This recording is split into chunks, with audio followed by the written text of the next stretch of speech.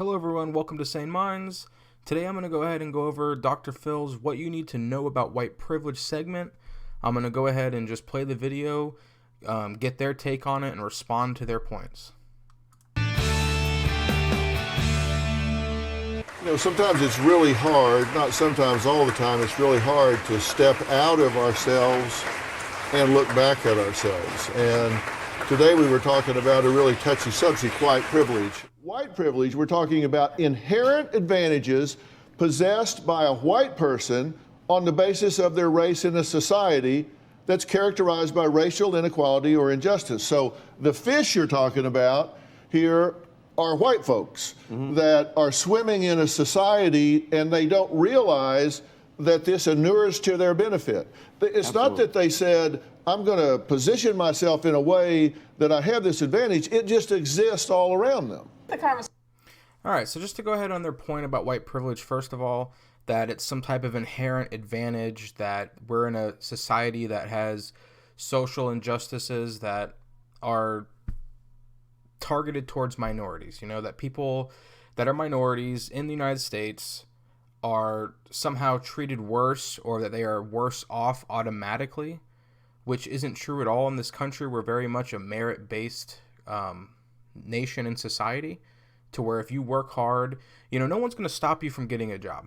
No one's going to say, this guy has all the skills, all the necessary requirements. He has experience. He's great at what he does, but we're not going to hire him because he's black. That's just, is there one person that's going to do that? Yeah, sure. Is there multiple people that will do that in a country of over 325 million people? Sure. Is that something that happens daily to every black person that applies somewhere, or other type of minority? Is that something that happens to even the majority of those people, or even a large minority of those people? No, it's not. That's not something that happens. First of all, it's illegal. It's already illegal to do that. So if you can prove that you're discriminated based off your race, that's already a case right there.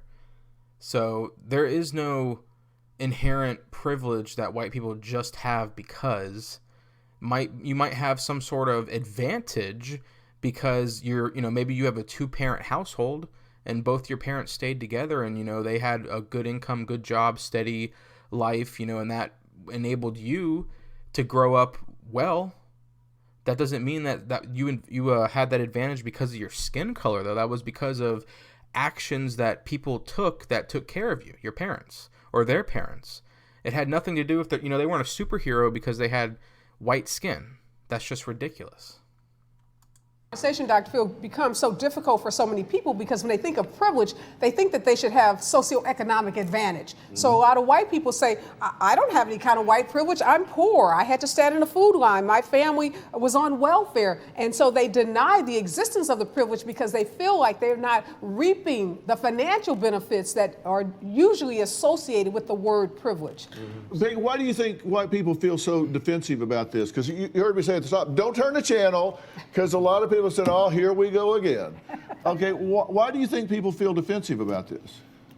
I think white people were raised to think of ourselves as good people. We are good people. And there is... You hear that snicker in the background? It doesn't show you the face, but I'm pretty sure it's this lady right here that's snickering when Dr. Phil said, we are good people as white people as a whole. And of course, the lady here has to snicker about that remark. But to say that, why do white people feel defensive about that? Anyone would feel defensive if they're attacked for something that they can't change, the color of their skin. It's not like you're saying, oh, you're a deadbeat dad, drunk, and something you can change. You can change your behaviors, change how you interact with people. But to say that you're in a sense that you're a bad person, or that you benefit in some unfair way, that's just a lie. We want to talk about privilege. How about minorities that get on Section 8 housing because they're a minority? You can have a white person with the same income level as a black person, and guess who's going to get the Section 8 housing? I had a friend that did that helped people to get into Section 8 housing, and they had an unofficial policy where they would only give it to mostly like blacks and Hispanics, and even white people that were maybe even worse off didn't get it.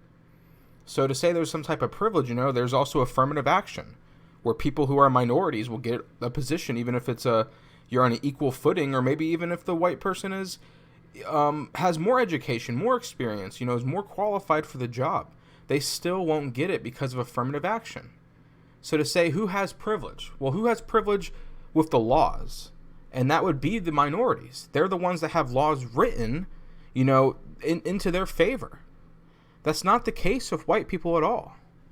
And there is a moral thorn if you hear that you have had some things in your life that you didn't deserve, you didn't earn, but they came to you. So we're quite fragile on the subject, and whites are often defensive. One of the things about white privilege, white people don't realize they have it because it's inherent, so they don't think about it. It's not this, they never had the encounter. For example, I get pulled over by the cops. I've had, anything from get out the car and do all of that stuff, or simply asked, how do I afford this car? I happen to drive a nice car. Like, I don't think any white person has ever had that happen, where a cop pulls you over in a BMW and says, how do you afford this car? Like that. All right, so this is an individual case here. Obviously, I can't really refute what he's saying because that's, let's assume that he's telling the truth, but that's also a case-by-case basis. I'd seriously doubt that every single black person who gets pulled over, if they're not in some drug-ridden neighborhood or somewhere where police are maybe more on their toes because of gang violence and other types of drug dealing, that happens. I haven't personally seen that happen at all, and I live in a place where there's a good percentage of black people and other minorities.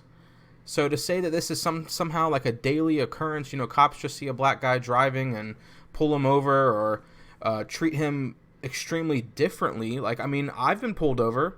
I've had cops, ask me, is this your car? I've had cops say, get out of the car. Does that mean that I feel like I was targeted because of my skin color? I mean, I've had cops that were black that said that to me. Does that mean that because I'm white, that I felt like that person was treating me differently because of my race? No, I don't. And the lady before this guy, the old lady, she said that white people, another reason why they're defensive is because things just come to us that we didn't earn. Excuse me, if my parents worked hard and their parents worked hard to pass on maybe their house or their characteristics, their values to somebody, hard work, good ethics, that's not something that was not earned. That was earned by somebody and someone passed it along. If I go, give a homeless guy $1, should he feel bad for taking that dollar from me because I voluntarily choose to give it to him? Or was that earned by somebody? Do you get what I'm saying? Like this, if a kid gets a toy, I mean, obviously a kid can't work. Do you say, oh, that kid just has something he doesn't even deserve? No, you'd say, hey, it's his parents' choice. They worked hard, they went and bought it, and they gave it to their child. There's nothing wrong with someone in your family or, your parents, someone like that, giving you part of their wealth or helping you to attain that. What's the problem with that? Because guess what? Nobody's stopping anyone from doing that with their children if you're a minority or whatever you are. So to say that someone has something they didn't earn, that's just not true. So they don't realize it because they've never had that encounter, and they're like, well, that doesn't really happen, and it does. I'm glad you brought that up because I want to talk about a few examples so you guys understand what we're talking about. This is what we mean when I say it doesn't mean that you're racist, it doesn't mean that you've done something wrong, it just exists. These are some examples of what I mean by white privilege. You have white privilege if you can say, I am accurately represented in almost every movie. Okay, so that's just a joke right there. That's their number one example of white privilege. The first thing they decide to pull out is that I am accurately represented in almost every movie. Well, guess what? I'm sorry if almost, a lot of the A-list movies in the world come from Hollywood and if most directors are white. In a majority white country, that kind of sounds like that's pretty typical. If Hollywood was in Africa, I can almost guarantee you that the casting and the stories that are told are going to more reflect people who are writing them. I mean, that's just normal. If you're in school and someone says, hey, make up a story, you're probably not going to, if you're white, you're probably not going to make up some story about ancient China. These things aren't just, they're not going to reflect on you as well. They're not going to be represented in your thoughts and in your mind. Is that racist? That a place that has the most successful movies in the world are mostly directed by white people? I mean, that's supply and demand in a way. That's something that people, you see a movie and you pay money to go see it. So what's wrong with that? I mean, if it's so bad, then don't go see the movie. And then guess what? Maybe someone else would step up. And you would have, if people want to see movies that are made by black directors or Asian directors, and that's fine. There's nothing wrong with that. But to say, oh, you're accurately represented in every movie, there's plenty of movies that have white people that have caricatures, or they're represented in some type of like sissy manner or something, when that's just not true for most white people. Okay, now that doesn't mean you did anything. It just means the fact of the matter is, in America, white people are almost always accurately represented in any movie that you watch. Another example, I can go shopping with the comfort of knowing that I will not be followed or harassed. People are not surprised that I am articulate or well-spoken. All right, so number 2, you can go shopping and not be followed or harassed. Well, excuse me, but I've never seen a black person followed or harassed in a Target or a Walmart or a Publix or wherever. I haven't seen that happen. Now, to say that has never happened, okay, yeah, there's racist people in the world. I don't think anyone denies that. There's racist people on every side, whether you're black, Asian, whether you're Hispanic, white, doesn't matter. There's people who are racist. That's just a fact of life. I don't think you're ever going to get rid of that. But to say that this is some type of policy or something that every black person experiences every time, everywhere, that's ridiculous. I went into a Asian supermarket before, and they kind of asked, "Oh, you done shopping yet?" I'm not going to say that they sat there and followed me around, but they definitely kind of tried to hurry you up. So, what am I going to say? Oh, that's just because I'm white? No, maybe it was because I was a young kid then or something, and they didn't know what my intentions were. So I'm not going to try and down someone because of that or say it's because of racist reasons. That's just pretty stupid. And then number 3, people are not surprised that I'm articulate or well-spoken. Okay, that's all relative. If everyone in your country can barely read and write, then what's well-spoken there, in America, I think it's like 98% of students can read and write. Okay, well, what's wrong with that? If you went to school, there shouldn't be any issue with that. And to be surprised that someone's well-spoken, well, when you have the majority of black people that come from hoods, that's just a fact of life. So I'm sorry if people think that they're surprised. That just seems really ridiculous. Anyway, I've never heard of anyone saying, "Oh, I'm so surprised this black person speaks so well." Like, that's just a really weird point to make because I've never even heard about it talked about. I can use checks or credit cards and count on my skin color not to work against my credibility. All right, so you can use a check or credit card and counting your skin color, not like what? Like the person's going to say, "Oh, that credit card's not yours, show me your ID" or something? Like, I've never even heard of this being a thing. These are just really weak and weird points that they're bringing up here. I could probably think of better points if I tried of white privilege than this. This is kind of ridiculous here. There's plenty of white people that are in jail for fraud or bounce checks. This isn't something that only one color of person does. That's kind of more of a scumbag thing, That's not a skin color issue. That's white privilege. That's what I mean about, that doesn't mean you're racist. You didn't do anything to cause that to happen individually. It's just part of the fabric of the... So, yeah, okay, so the individual white person is not racist, but as a whole, white people are racist. That's basically what Dr. Phil's saying here. That you personally might not have done anything wrong, but the system's just set up in a way that you have an advantage no matter what. That's just ridiculous. There's plenty of white people that live worse off. If you look at Asians, the majority of Asians have a higher level of income than white people. They have better educations, they go to better schools, they live in better neighborhoods, they drive better cars. That's just hard work. A lot of Asian families come together as a family and really crack down on their children to do well and help them succeed. You have multiple generations living in the same household. You save money that way. You're able to have your grandparents watch your kids while the parents work. It's a lot easier to succeed like that when the family works as a unit. That doesn't happen as much anymore with white people. So you see, the breakdown of a lot of the two-parent households. That's not as big of an issue with Asian families. That's a super bad issue with black families. You know, it's a stereotype that the black father is not around. That's becoming more and more the case of white people as well. It's just a breakdown of the nuclear family. And that's a huge issue of society today as a whole. Society. The main thing to understand about white privilege is it's not an indictment of an individual.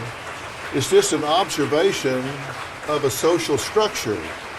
It's an inherent reality, and it doesn't mean that as a white person that you should feel guilt or shame or some kind of blame.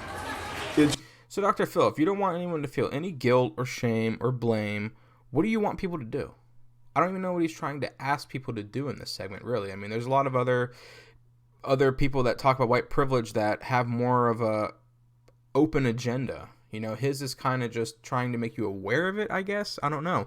The reason why I'm even talking about it now is because I even think Dr. Phil's particularly smart or, you know, influential, but beyond younger children, you know, teenagers and stuff like that. And that's why I'm really bringing it up, because he does have a reach, and it's to the younger minds. And if I can even just sway one person away from that, I've done my job.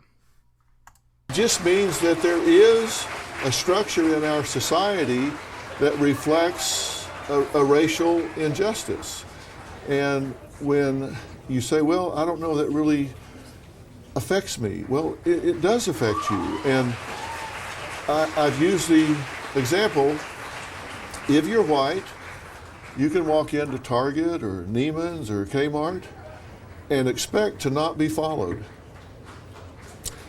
If you are African American and you walk in, you might expect to be followed. That's just ridiculous. No one's going to walk up to some well-to-do black person that looks completely normal and start following them. I mean, someone might follow someone who looks like a hood rat, but that would be the same case for white people. You know, white people do live in the hood. It's not just a black thing. There's Hispanics, there's Asians, there's white people, there's all, you know, Middle Easterners, there's all types of people that live in hoods. Now, would you say maybe predominantly it's blacks and Hispanics? Yeah, I'll admit that. But that's no fault of white people, because you can have Asian immigrants that come over of nothing and work their way up. How do they do it and other minority groups can't? Explain that one to me. If someone can explain that one to me, then maybe we can, you know, go from there. And there's just an expectation that you can be trusted and these folks cannot be trusted. And that's just an example of a microaggression that is a product of white privilege. You didn't do anything to create that as an individual. It's just there.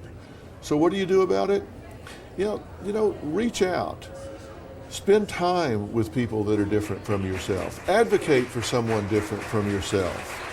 You see someone that is perhaps a minority that you wouldn't ordinarily interact with, step up and introduce yourself. Learn something about their life and their culture. And slowly but surely, we begin to close the gap. All right, so Dr. Phil's basically saying you didn't do anything wrong. You didn't personally, you know, cause this to happen, but then he wants you to somehow be the solution for it, which his solution sounds ridiculous anyway. Go up and introduce yourself. I mean, if you're not the racist person who's following someone around in a store, how are you going to change that by you yourself coming up and introducing yourself to these people? And what if they don't want you to introduce yourself? You know, what if they want to be left alone? What if they don't like you? You know, or what if these people are racist themselves and they don't want a white person coming up and randomly introducing themselves and saying, hey, how are you doing? You know, tell me about yourself. And that's not something that is always accepted. I mean, maybe if you're sitting next to someone striking up conversation, yeah. But are you going to walk across the room to talk to some random person in the store? I mean, probably not. You know, maybe if you're on the same aisle and you're looking at something similar, you might strike up a conversation, but, you know, you're not going to just aimlessly walk around and try and introduce yourself to people. That's just weird, no matter what race you are. But all right, everyone, I just want to give you a video on this, you know, my perspective on the What You Need to Know About White Privilege by Dr. Phil. And like I said, he's influential with a lot of younger people. It's brainwashing in a way, you know, and if you want to talk about real reasons why a lot of minorities, Hispanics, and blacks are in the positions they are, a lot of it is because of not only the culture that surrounds themselves, that they, you know, the types of things that they do, but also just the way they vote even. You know, a lot of blacks and Hispanics that are in extreme poverty are in cities that are run by Democrats for, you know, decades. This isn't something that a bunch of Republicans are doing for the most part. This is people on the Democratic plantation and falling into line and voting the same way for, 40 years and somehow expecting the people to come in to do something different when really they're entitled. The Democratic people that go to office, they're just like, oh, we're going to win no matter what. That needs to change. If you want something different, you have to show them that yes, you can be replaced. But all right, everyone, appreciate you watching. If you want some new content, just go ahead and like and subscribe. Maybe leave a comment down below. I'll read them all and respond. So, as always, I appreciate it.